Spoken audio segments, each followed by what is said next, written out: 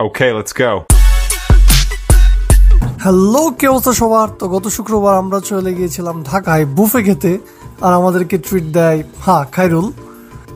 তো আমরা গিয়েছিলাম ধানমন্ডির বিখ্যাত বুফে রেস্টুরেন্ট ম্যারিটেজ ঢাকায়, যেখানে আমাদের জন্য ছিল প্রায় 150 রকমের আইটেম, যেখানে ছিল fast food, chicken, beef, mutton, vegetable, 2-3 রকমের স্যুপ, ফুচকা, ডিজার্ট সহ বেশ কিছু কাস্টম মেড ড্রিঙ্ক।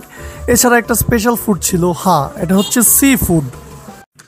তো বুফেতে গেলে সবার যেই কমন সমস্যাটা হয়, আসলে মানুষ বুঝতে পারে না কোন খাবারটা আগে নিবে কোনটা পরে নিবে। এক্ষেত্রে দেখা যায় যে সবারই প্লেটে খাবারের স্যুপ কিন্তু খেতে পারে না খুব একটা। তো এটা ছিল আমাদের খাবারের একদম শেষ পর্যায়ের ভিডিও, যেখানে আমি অল্প করে ডিজার্ট আইটেম নিচ্ছিলাম।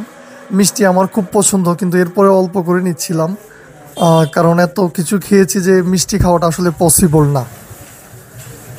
এখানে আমার বন্ধু আকাশও নিতেছে আমার সাথে।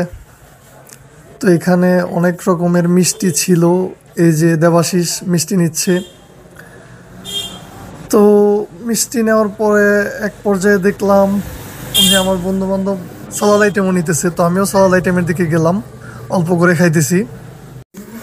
তো ম্যারিটেজ ঢাকার সব কিছুই কি ভালো নাকি খারাপ দিকও আছে? জি ভাই, খারাপ দিকও আছে। এর মাঝে আমি প্রথমেই বলবো, এই যে দেখেন কত ফুড রাখছে, সবগুলাই রিফিল হয়েছে, কিন্তু ভাই কাচ্চি কি দোষ করছে?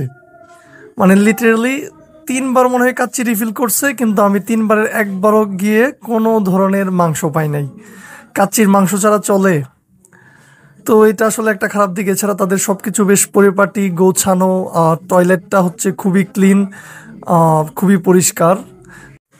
এছাড়া তাদের মিউজিক চয়েস আমার কাছে ভালো লাগছে, মানে খাবারের সাথে অল্প মিউজিক, এটা আসলে খুব ভালো ছিল। তো আরেকটা জিনিস নিয়ে কমপ্লেন করা যায়, এটা হচ্ছে তারা বিফের ভালো পিসগুলা দিছে একদম খাবারের শেষে, মানে পেটে একদম জায়গা নাই, দেখি যে বিফ আসছে খুব সুন্দর পিসে। ভাই এটা কোনো কথা? আমাদের বুফে শুরু হয় দুপুর 1টায়, যেটা শেষ হয় বিকেল 4টায়। তো মোটামুটি 3 ঘন্টা আমরা বেশ ভালো এনজয় করেছি। খাবারের শেষ পর্যায়ে এসে ড্রিঙ্কস চালু হয়, যেটা ছিল আমার টেবিল থেকে একদম কাছে।